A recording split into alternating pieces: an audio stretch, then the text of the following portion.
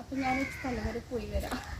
അപ്പം ഞാനിപ്പോൾ ഉള്ളത് മലപ്പുറത്ത് എൻ്റെ വീട്ടിലാണ് കേട്ടോ. വീട്ടിലുണ്ടായ ഫ്ലവേഴ്സാണ് ഈ കാണുന്നതൊക്കെ. നല്ല ഭംഗിയില്ലേ ഗൈസ്. അപ്പോൾ ഇനി നമുക്ക് നേരം വഴിക്കണ്ട, നേരെ പോവാം.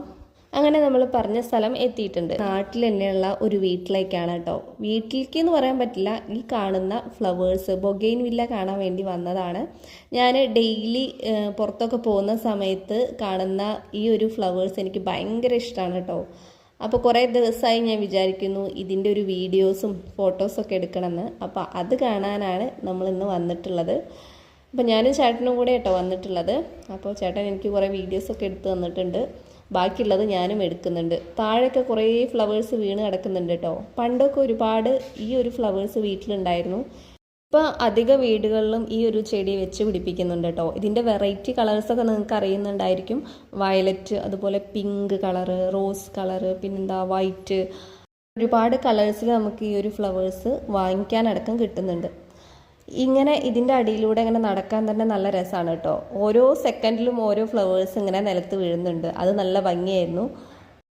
ഏകദേശം ഒരു 2-3 വർഷം കൊണ്ടാണ് ഈ ഒരു ചെടി ഇത്രത്തോളം വലുതായത്. റോഡിലൂടെ പോകുമ്പോൾ നല്ലൊരു വ്യൂ ആണ് കേട്ടോ ഇങ്ങോട്ട് നോക്കുമ്പോൾ. നിങ്ങളുടെ വീട്ടിലും ഇതുപോലെ ബൊഗെയിൻ വില്ല ഉള്ളവരാണെന്നുണ്ടെങ്കിൽ കമൻറ്റ് ചെയ്യൂ കേട്ടോ.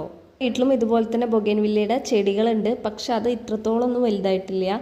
ഏകദേശം എനിക്ക് തോന്നുന്നു വയലറ്റ് കളറും വൈറ്റ് കളറുമാണ് മേടിച്ചിട്ടുള്ളത്. ഈ പൂക്കൾ കാണുമ്പോൾ തന്നെ പറിക്കാനൊക്കെ തോന്നുന്നുണ്ട് കേട്ടോ. അതുകൊണ്ട് ഞാൻ കുറച്ച് പൂക്കളൊക്കെ പറിച്ചിട്ടുണ്ട്.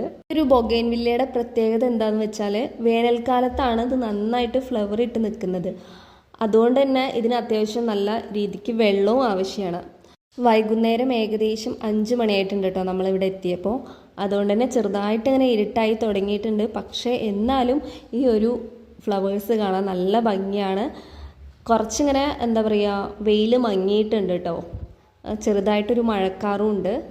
അതിൻ്റെ ഇടയിലാണ് ഞാൻ ഈ വീഡിയോസൊക്കെ എടുക്കുന്നത്. ഞാൻ ഒരുപാട് ഫോട്ടോസ് എടുത്തിട്ടുണ്ട്.